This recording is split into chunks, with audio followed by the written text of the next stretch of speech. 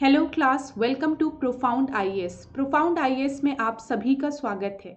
आज की क्लास में हम डिस्कस करने वाले हैं एवीजीसी सेक्टर के बारे में। एवीजीसी सेक्टर का पहले हम फुल फॉर्म देखते हैं। A stand for animation, V stand for visual effects, G stand for gaming and C stand for comics. तो आज हम एवीजीसी सेक्टर के बारे में डिस्कस करते हैं मेरे साथ ऐश्वर्या सिंह के साथ। तो सबसे पहले हम डिस्कस करते हैं यूनियन बजट 2022 में अनाउंस किया गया था कि एवीजीसी प्रमोशन टास्क फोर्स के डेवलपमेंट के लिए, और अभी recently ministry of information and broadcasting has established an AVGC promotion task force. अब हम इसके रोल के बारे में जानेंगे, लेकिन इसको समझने से पहले हमें समझना पड़ेगा कि एवीजीसी सेक्टर के बारे में इतना क्यों एम्फेसिस किया जा रहा है। देखिए क्लास, मैं आपको एक बात बताऊं, जब भी हम मेंस के पर्सपेक्टिव से कोई भी आंसर राइटिंग करते हैं तो अपने दिमाग में कुछ पॉइंट्स आप ध्यान में रखिए। आप किसी भी सेक्टर की बात कर रहे हैं, आप एग्रीकल्चर सेक्टर की बात कर रहे हैं, आप टर्शरी सेक्टर की बात कर रहे हैं जिसमें कि आपके सर्विस सेक्टर आते हैं, किसी भी सेक्टर की हम बात कर रहे हैं, तो आप जब भी मेंस में आंसर लिखेंगे तो तीन चीज़ों को आप अपने माइंड में लेकर चलेगा। सबसे पहले कि करंट सिचुएशन क्या है इस सेक्टर की, ठीक है। दूसरी कि क्या ये सेक्टर आपका फ्यूचर में एक्सपेंड करेगा कि नहीं, इसका पोटेंशियल क्या है। तो इन तीन पॉइंट्स को हम ध्यान में रखते हुए आज हम एवीजीसी सेक्टर को देखेंगे। देखिए, मैं क्लास आपको एक बात बताती हूँ, जब भी आप किसी भी टॉपिक को पढ़िए तो आप प्रीलिम्स पर्सपेक्टिव से भी चीज़ों को गो थ्रू करिए, साथ ही साथ आप मेंस के पर्सपेक्टिव से भी, क्योंकि यहाँ से क्वेश्चन बनते हैं और बनेंगे भी। तो आज हम एवीजीसी सेक्टर की बात कर रहे हैं, तो सबसे पहले हम इसकी करंट सिचुएशन देखते हैं। अगर हम एवीजीसी सेक्टर की करंट सिचुएशन भारत में देखें तो 2021 में 28% ग्रोथ विटनेस की है इस सेक्टर ने, ठीक है। तो इसका मतलब ये सेक्टर आपका समय के साथ ग्रो कर रहा है, ठीक है। और समय के साथ कोई चीज़ ग्रो कर रही है तो इसका मतलब उसके अंदर पोटेंशियल है। अभी चीज़ों को और इजी वे में समझेंगे। अगर हम बात करें वर्ल्ड वाइड की, तो इस सेक्टर का कंट्रीब्यूशन आपका कितना है, 260 to 275 billion dollar worldwide की हम बात कर रहे हैं, ठीक है। और अगर हम भारत की खाली बात करें तो भारत में 2.5 टू 3 बिलियन आपका एवीजीसी सेक्टर का कंट्रीब्यूशन है। तो एक अच्छा कंट्रीब्यूशन है इंडिया में भी भारत का, और मैंने आपको बताया इसकी ग्रोथ रेट आपकी 28% है, ठीक है। तो यहाँ पे आप मेंस की दृष्टि से एक चीज याद रखेंगे करंट सिचुएशन के बारे में। दूसरा हम देखते हैं कि whether this sector will expand in future और नॉट। तो हम जब भी ग्रोथ की बात कर रहे हैं, कोई चीज आपकी ग्रो कर रही है तो इट मीन्स कि वो एक्सपेंड करेगी भी फ्यूचर में। तो यहाँ पर देखिए, India has moved into the global top 5 in the gaming industry. अगर हम भारत में गेमिंग इंडस्ट्री की बात करें और देखें कि भारत की रैंकिंग क्या है ग्लोबल उसमें, तो India has moved in the top 5 in the gaming industry, ठीक है। ये चीज आप लिख सकते हैं, ये एक ऐसा फैक्ट है जो कि आप मेंस में आराम से मेंशन कर सकते हैं, आपको बहुत रटना नहीं पड़ेगा। And witness a growth of 14 to 16% in the next decade. क्या बोला गया है, आने वाले समय में 14 टू 16% ग्रोथ इस सेक्टर में भी देखा जा सकता है, गेमिंग सेक्टर में भी।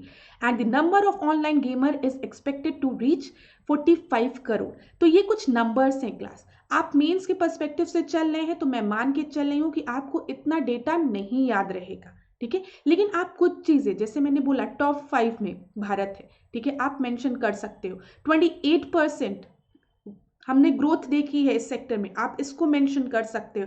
अप्रोक्सीमेटली 2.5 टू 3 बिलियन आपका कंट्रीब्यूशन है, बिलियन डॉलर कंट्रीब्यूशन है इस सेक्टर का, आप ये पॉइंट मेंशन कर सकते हो। इसी तरीके से अगर हम पोटेंशियल की बात करें कि फ्यूचर में इसका क्या पोटेंशियल है, तो to become a 40 billion dollar industry by 2025 with annual growth of 25 to 30%, the creation of about 1,60,000 new jobs. As a result, it has a potential to become the create in India and brand India, ठीक है। यहाँ पे हमने क्या कहा कि 40 billion industry, ठीक है, बाय 2025 आप जनरेट कर सकते हो, आप ग्रोथ रेट 25 टू 30% देख सकते हो, साथ ही साथ you can create about lakh job, ठीक है। 1,60,000 न्यू जॉब्स हम इस सेक्टर के थ्रू क्रिएट कर सकते हैं। अब हम चैलेंजेस देखते हैं। देखिए, जब भी हम किसी सेक्टर की बात किए, मैंने आपसे कहा, अब ऐसे ही जब आप एग्रीकल्चर की बात कर रहे हो तो आप एग्रीकल्चर में भी आप करंट सिनेरियो देखो, उसका कितना एक्सपेंशन हो सकता है, क्या पोटेंशियल है। इन कुछ पॉइंट्स को आप दिमाग में रखोगे तो आप मेंस के आंसर बहुत ईजिली कर लोगे। अब यहाँ पे हम चैलेंजेस देखते हैं। चैलेंजेस क्या है? देखिए, हमने अभी डिस्कस किया है कि एवीजीसी सेक्टर ने काफी रैपिड ग्रोथ देखी है, ठीक है, इस सेक्टर ने। लेकिन यहाँ पे एक वैक्यूम क्रिएट है। क्यों वैक्यूम क्रिएट है? क्योंकि एवीजीसी सेक्टर के लिए हमें एक ट्रेंड कोर्स की जरूरत है, ट्रेंड वर्कर्स की जरूरत है, ठीक है। अगर हम फॉर्मल गेमिंग की बात करें, हम अगर गेमिंग सेक्टर पे फोकस कर रहे हैं तो हमें फॉर्मल गेमिंग के लिए ट्रेनिंग कोर्सेज की जरूरत है, लीगल क्लैरिटी की जरूरत है। समझ में आ रहा है? तो ये कुछ चैलेंजेस है। अब रिकमेंडेशन ऑफ टास्क फोर्स, अभी हमने डिस्कस किया टास्क फोर्स के बारे में, तो रिकमेंडेशन क्या क्या दी है टास्क फोर्स ने, उसकी बात करते हैं। Draft national and state policies, ठीक है, हमें कुछ नेशनल और स्टेट पॉलिसीज बनानी चाहिए for the promotion of this sector. दूसरा, launch the create in India campaign, ठीक है, जितना भी इस फील्ड से रिलेटेड, इस सेक्टर से रिलेटेड जितना भी सॉफ्टवेयर डेवलपमेंट हो रहा है या किसी भी तरीके का डेवलपमेंट हो रहा है, it should be in create in India, ठीक है, इंडिया में इंडिजिनस होना चाहिए ये। And international AVGC platform, international AVGC platform की बात हम क्यों कर रहे हैं? एफडीआई को अट्रैक्ट करने के लिए, ठीक है, और एफडीआई को जब हम अट्रैक्ट करेंगे तो हमको पता है हम इस सेक्टर की ग्रोथ को और रैपिड कर सकते हैं।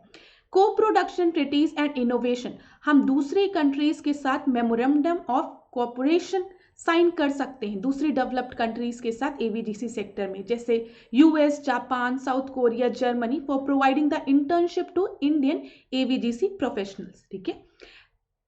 National and regional centres of excellence, अब देखिए क्लास, हम किसी भी सेक्टर की बात करते हैं, मैं फिर आपसे कहूंगी, सबसे जो भी पॉइंट मैं आपको बता रही हूं अभी आपको तुरंत समझ में आ जाएगा, लेकिन आप जब एग्जाम में बैठोगे आपको पॉइंट नहीं याद आएगा। लेकिन जब आप एक जनरलाइज्ड वे में चीजों को समझोगे तो आपके पास बहुत पॉइंट्स रहते हैं।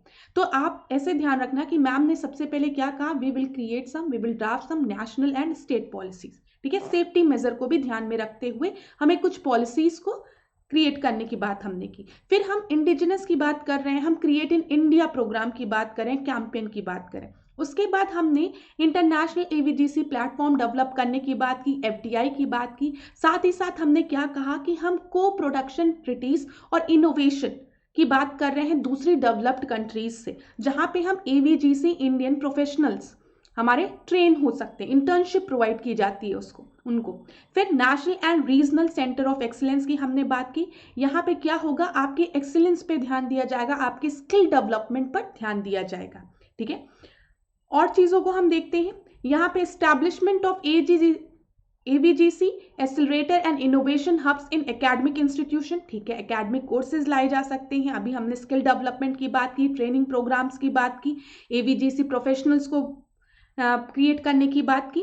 National and regional centre of excellence, ठीक है, कोई भी बात, देखिए क्लास, कभी भी हम जब इंडिया जैसी कंट्री को लेते हैं तो यहाँ पर हम नेशनल पॉलिसी और स्टेट पॉलिसीज की बात करते हैं। इसी तरीके से हम नेशनल यूनिवर्सिटीज और स्टेट यूनिवर्सिटीज की बात करते हैं, ठीक है, सेंट्रल यूनिवर्सिटीज और स्टेट यूनिवर्सिटीज की। तो हम दोनों जगह क्या करेंगे, हम इंस्टीट्यूशनल डेवलपमेंट करेंगे, एकेडमिक्स लाएंगे।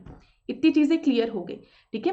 फिर उसके बाद नेशनल एजुकेशन पॉलिसीज में हम क्या कर सकते हैं, स्कूल लेवल पे भी कुछ ऐसे प्रोग्राम्स ला सकते हैं कि बच्चों को स्कूल लेवल पे भी इससे रिलेटेड थोड़ा सा अवेयर किया जाए, ठीक है, एक तरीके की ट्रेनिंग या कुछ भी देके। तो एनसीईआरटी कोर्सेज हम ला सकते हैं, focusing on the subject relevant to AVGC, ठीक है, ये चीज याद रखिएगा। फिर यूजीसी क्या करेगा, करिकुलम डेवलप करेगा for undergraduate and postgraduate institute. तो thank you so much class. आज के सेशन में हमने एवीजीसी सेक्टर से रिलेटेड चीज़ों को डिस्कस किया। मैं बस आपको ये बताना चाहती हूँ कि आपको किसी भी चीज़ के लिए परेशान होने की ज़रूरत नहीं है। आप किसी भी सेक्टर की बात करेंगे तो आप ध्यान में रखेंगे जो 3 पॉइंट मैंने आपको बताई है। किसी भी सेक्टर का प्रेजेंट में क्या है, ठीक है, उसका फ्यूचर में पोटेंशियल क्या है, आप ध्यान में रखोगे, ठीक है, क्या कॉन्ट्रीब्यूशन है इकोनॉमी में, क्या वहाँ से एम्प्लॉयमेंट जनरेट होगी कि नहीं जनरेट होगी, ये चीज़ आप डिस्कस करेंगे। उसके बाद आप हर सेक्टर में अब स्किल डेवलपमेंट की बात करेंगे। तो thank you so much class. इसी तरीके से प्रोफाउंड आईएएस के साथ बने रहिए। धन्यवाद।